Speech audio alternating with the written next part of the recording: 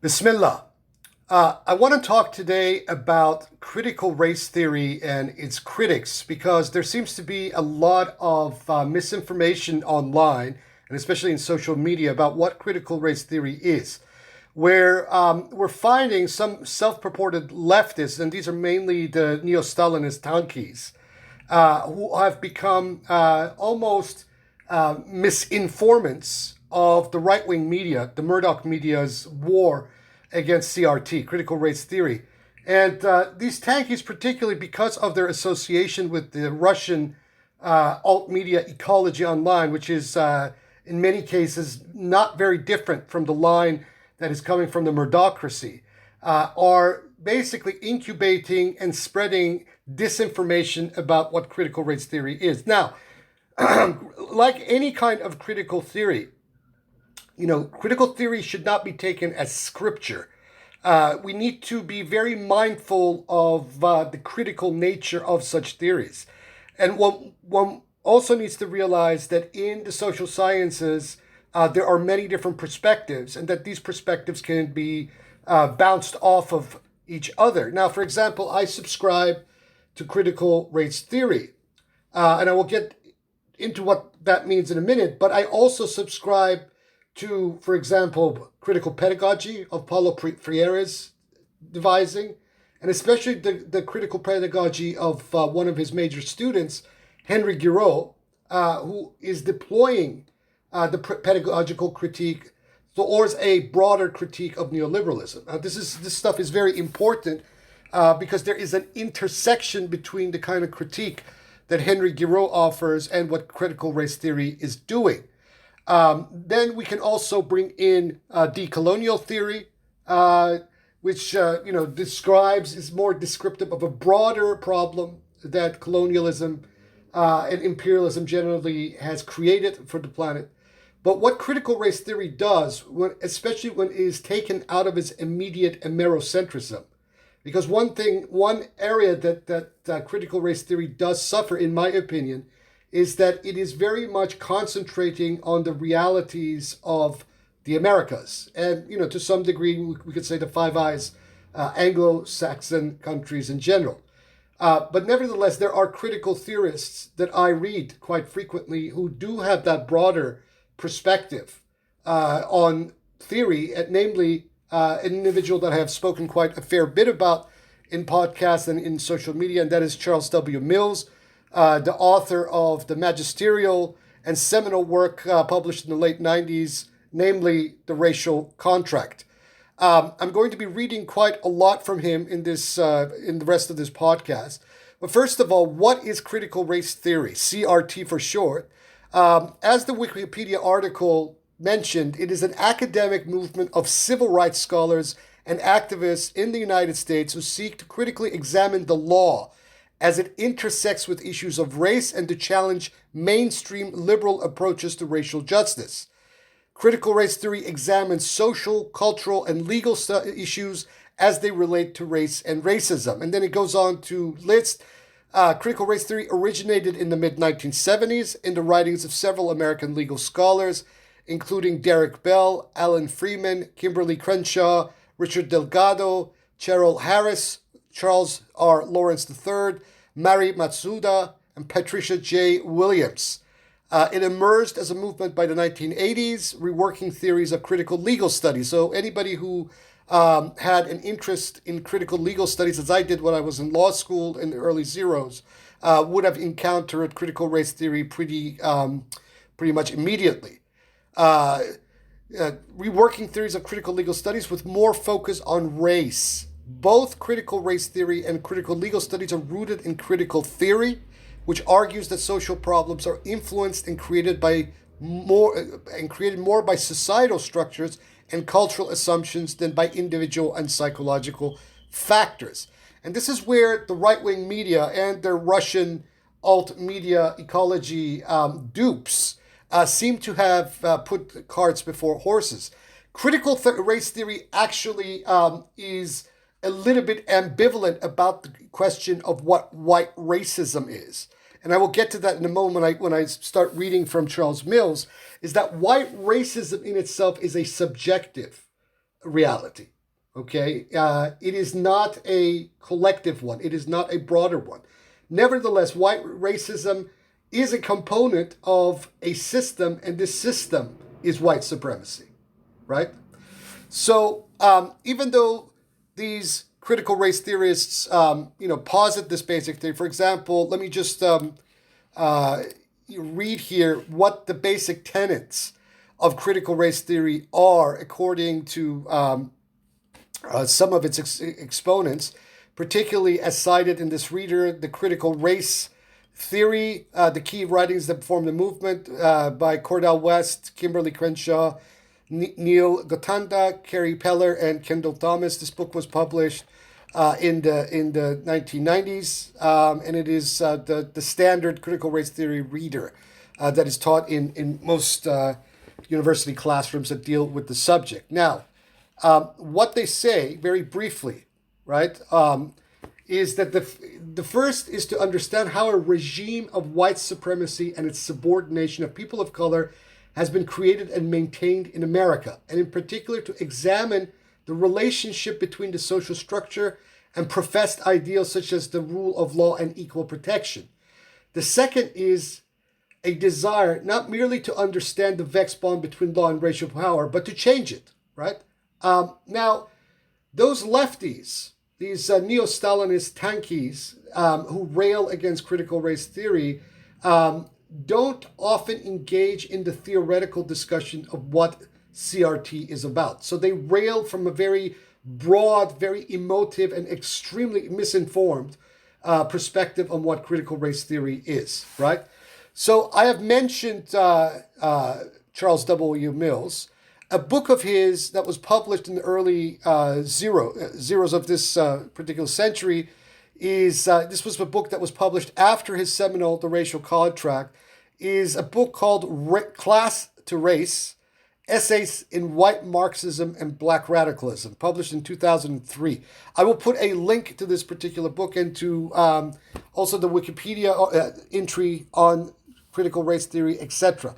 Now, what Charles Mills says, especially in the third part of this book, which is the core of the book, in my opinion, the part 3 is entitled Critical Race Theory.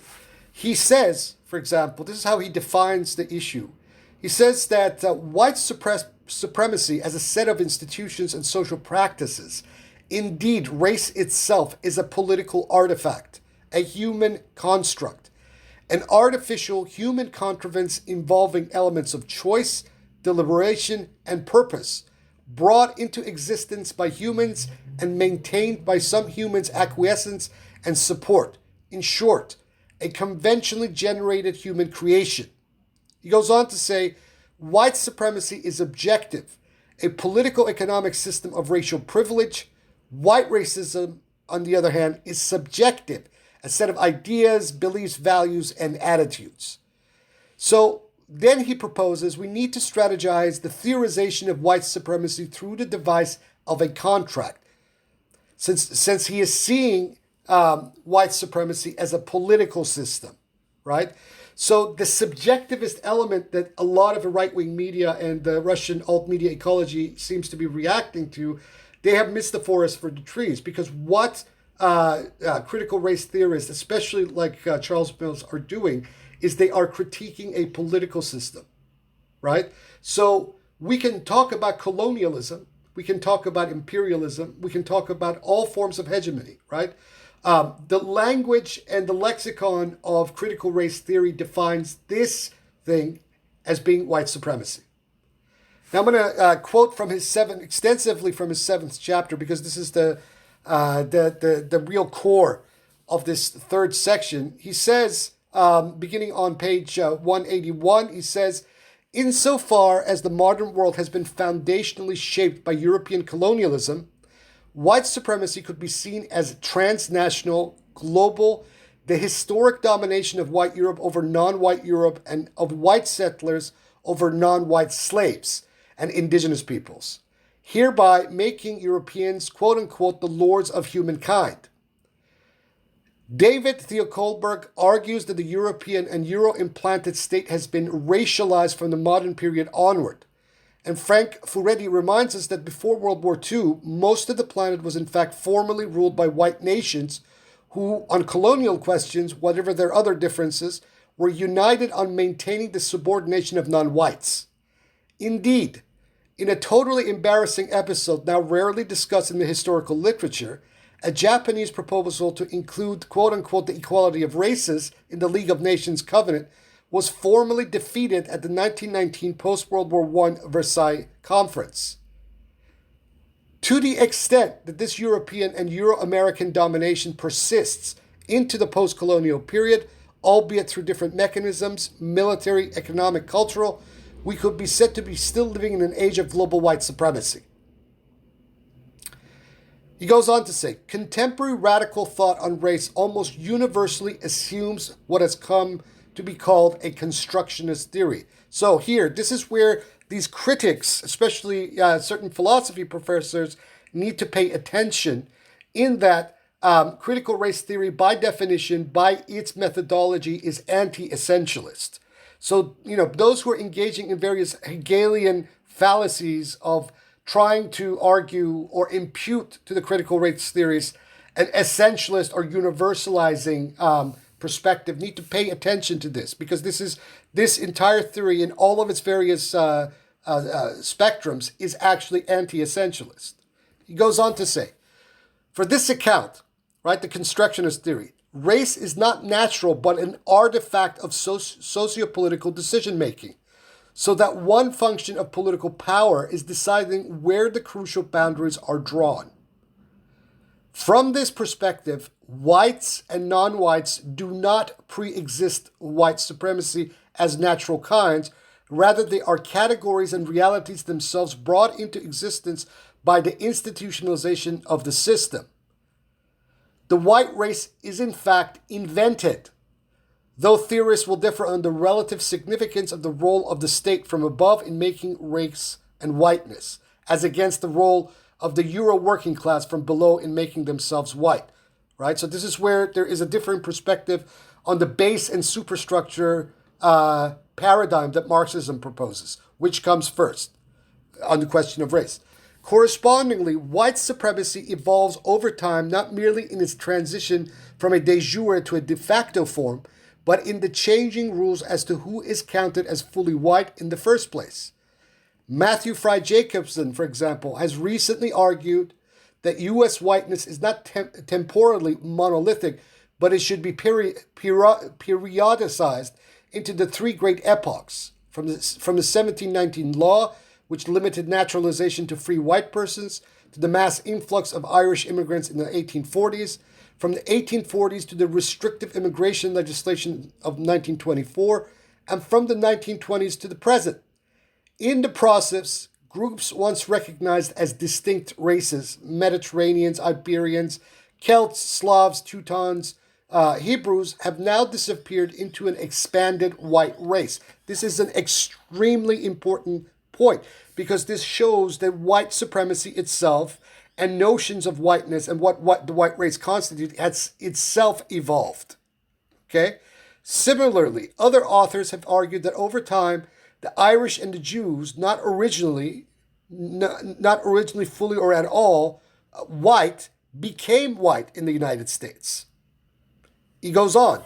White supremacy should therefore be seen as a multidimensional system of domination, encompassing not merely the formally political that is limited to the juridical political realm of official governing bodies and laws, but it should also extend to white domination in economic, cultural, cognitive, moral, somatic, and in a sense, even metaphysical spheres. This is a very important distinction that Charles Mills is making. A pervasive racialization of the social world means that one's race, in effect, puts one into a certain relationship with social reality, thereby tendentially determining one's being and consciousness. Now, he goes on in the next section, he says, given recent debates about multiculturalism, the cultural dimension of white supremacy at least is familiar. A Eurocentrism that denigrates non-European cultures as inferior or even non-existent and places Europe at the center of global history. What is not usually articulated is the role such denigration played in teleological theories of history that made Europeans the divinely and biologically favored race, destined either to annihilate or to lead to civilization all other races, generating a discourse that could be regarded as quote-unquote fantasies of the master race. He goes on. Apart from this well-known pattern of white cultural hegemony, a related phenomenon of cultural appropriation without acknowledgement deserves more theoretical attention. That civilization in general terms seems to have an exclusively white genealogy. That means modern civilization, modern Western civilization. Cultural white supremacy manifests itself not merely in the differential valorization of Europe and European-derived culture, but in the denial of the extent to which this culture, incontestably mulatto in the famous phrase of Albert Murray, has itself been dependent on the contribution of others, a bleaching of the multicolored roots of human civilization. Ancient Egyptian influences on ancient Greece, Babylonian, Indian mathematics, Chinese and Arabic astronomy, Native American agricultures, and forms of government are all denied or minimized so that Europeans seem to be the only people with the capacity for culture and civilization. He goes on. Systems of domination affect not merely the persons within them, but their theorizing about these systems. White supremacy, likewise, will have associated with it distinctive epistemologies, factual claims, and normative outlooks which need to be exposed and demystified. Going further, the clearest manifestation will be the development of racist ideology itself in its numerous and polymorphic historical variants, theological and scientific, from the Ham myth through the polygenesis, social Darwinism, and the craniotomy to the IQ theory and the bell curve. But there will be many other kinds of examples also, sometimes not claims to knowledge so much as claims to ignorance, and non-knowing that is not the innocent unawareness of truths to which there is no access, but a self and social shielding from racial realities that is underwritten by the official social epistemology. In Ralph Ellison's classic novel, The Invisible Man, the eponymous narrator describes the peculiar disposition of white eyes, a blindness arising not out of physiology but socialized cognitive psychology, the construction, quote-unquote, of their inner eyes. And in Black Like Me, white-turned-black John Howard Griffin looks back from the perspective of his newfound consciousness at the area of unknowing of White Town, quote-unquote. Thus, there will be characteristic and pervasive patterns of not seeing and not knowing structured white ignorance, motivated inattention, self-deception, historical amnesia, and moral rationalization that people of color, for their own survival, have to learn to become familiar with and overcome in making their case for racial equality. He goes on. More generally, white normativity in the factual and moral realms will involve taking whites as the normative reference points and illicitly generalizing from their experience, from Eurocentrism in models of history to current colorblind denials of the reality of white American racial privilege. The original fusion of personhood, what is to be human, with membership in a particular race will continue to shape white perception, conceptualization, and effect in unconscious and subtle ways, even in apparently non-racist contexts. Being constructed as white means, inter alia, learning to see and understand the world in a certain way. Differential racial advantage will not appear as such, but rather as legitimate entitlement, the history of racial exploitation having been whitewashed out of existence. In a polity of Lockean proprietors, as Cheryl Harris argues, whiteness with all that it entails will itself become quote-unquote property, a neutral baseline, any incursion upon which will be sincerely and righteously viewed as an attack on fundamental human rights and freedoms. Since this system will inevitably influence non-white cognition also, the racially subordinated will have to think themselves out of conceptual frameworks and value systems that justify or obfuscate their subordination. Those people of color who have internalized the belief in their own mental inferiority will be cognitive cripples, deferring automatically to white epistemic authority, unable to develop theorizations and moral evaluations that challenge white supremacy, and as such accepting, not merely feigning, an ethics of living Jim Crow, quote unquote. This was also the issue that Frantz Fanon basically highlights throughout his book, Brown Faces, White Masks. To go on, Mills says, white supremacy also has a central somatic dimension, especially where the black population and brown population are concerned. This is a political system predicated on racial superiority and inferiority, on the demarcation and differential evaluation of different races. The body in the body politic naturally becomes crucial and non-metaphoric in a way it does not in the abstract polity of official Western theory. A white, quote-unquote, somatic norm assumes hegemonic standing, serving as an important contributory measure of individual worth.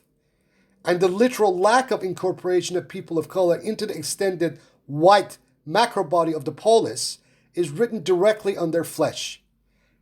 In his book, simply titled White, Richard Dyer documents the pervasive iconography of the white bodily ideal, and he shows how over decades it has become to be constructed in movies through special photography and lighting techniques.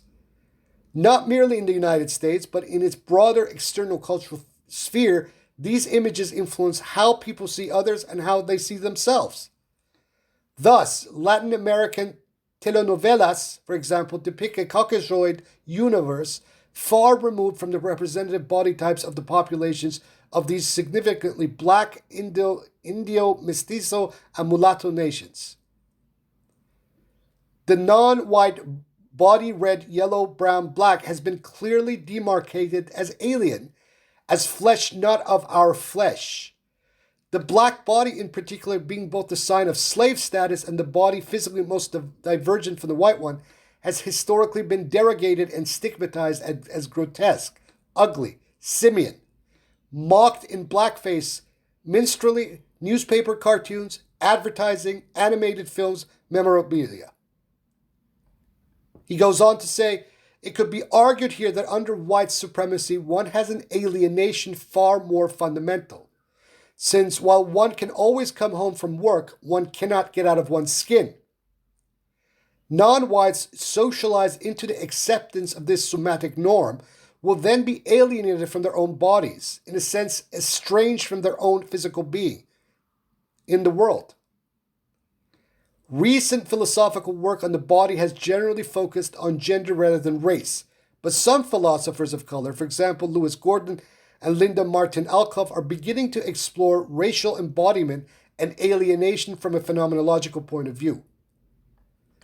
Particularly for women, for whom the patriarchally driven imperative to be beautiful is most important, this alienation will manifest itself in attempts to transform the body to more closely approximate the white somatic ideal, whether through makeup, cosmetic aids, or in the extreme case, and for those who can afford it, plastic surgery, eye jobs, nose jobs, dermabrasion, etc. Moreover, there will be an inevitable racialization of sexual relations in terms of the differential social attractiveness of certain bodies. Toni Morrison's powerful and moving first novel, The Bluest Eye, depicts the tragic fate of a young black girl whose dearest wish is to get the blue eye, whose lack, she concludes, makes her unloved. Necessarily, then, the resistance to oppressive corporeal whiteness has taken the form of a guerrilla insurgency on the terrain of the flesh itself. Now, this next section that in Mill's book is especially interesting because he posits a metaphysical dimension to white supremacy. He says, finally, let me conclude by saying something about what could be termed the metaphysics of white supremacy. Mainstream Anglo-American analytic philosophy tends to separate metaphysical issues of being and consciousness, identity and the self from the social. One thinks of the classic images of the isolated, solipsistic Cartesian ego, of the atomic and pre-social individuals of contract theory. By contrast, the continental tradition exhibits far greater appreciation in its numerous variants, Hegelian, Marxist, post-structuralist, of the notion of the socially constituted self, or at least the socially shaped self. Hence, the idea of a social ontology, a mapping of the deep structures of being, thereby legitimately metaphysical, that does nonetheless locate them in changing socio-historical realities. Insofar as assumptions about what human beings basically are will necessarily guide theoretical research, often unconsciously, it is obviously crucial to ensure that one brings to light and scrutinizes these underlying supports of the conceptual framework being employed. Now he goes on, he says, now as argued in chapter 6, which people can read for themselves, while mainstream narrative of modernity is nominally egalitarian in that normative human equality is taken to have been achieved by the Enlightenment, a case can be made that most of these writers were operating within an ontology that assigned people of color a distinct and subordinate, naturalistically based moral status, right? Which is what he actually then expanded on in his book, The Racial Contract, whereby philosophers such as Kant, Hume, Locke, even Rousseau, and all of the major figures of the European Enlightenment had completely racist notions, and including Thomas Jefferson, about people of color. Mills goes on to say, so whiteness was a prerequisite for full personhood, normative, socio-political, and metaphysical equality. An ontology of society and the self that accurately maps rather than obfuscates these realities thus needs to recognize the centrality of racial inegalitarianism. From this perspective, white supremacy could be seen as a bipolar system whose ontological underpinnings lift a white Herrenvolk above non-white, particularly black Untermenschen. Entities whose inferior physicality underwrites their inferior metaphysicality and lower moral standing. Let's be clear. White supremacists, outright white supremacist neo-Nazi thinkers actually phrase issues in these terms. Okay, Charles Mills goes on to say, in this sense, white supremacy is founded on a distinctive metaphysic, which is embedded in socio-political realities and which in turn reciprocally shapes those realities. People of color have always recognized that racial subordination is predicated on regarding them as less than fully human, as sub-persons rather than persons. So if the class struggle is central to Marxist theory, one could say that the ontological struggle for equal socially recognized personhood is comparably central to critical race theory. Frederick Douglass writes, quote unquote, my crime is that I have assumed to be a man. Sojourner Truth asks, quote unquote, ain't I a woman too? Du Bois ironically describes black Americans as this curious tertium quid, this third thing between men and cattle. Ralph Ellison recounts the fate of an invisible man. James Baldwin complains that nobody knows my name. And black civil rights demonstrators in the 1950s and 60s carry placards that declare simply, I am a man.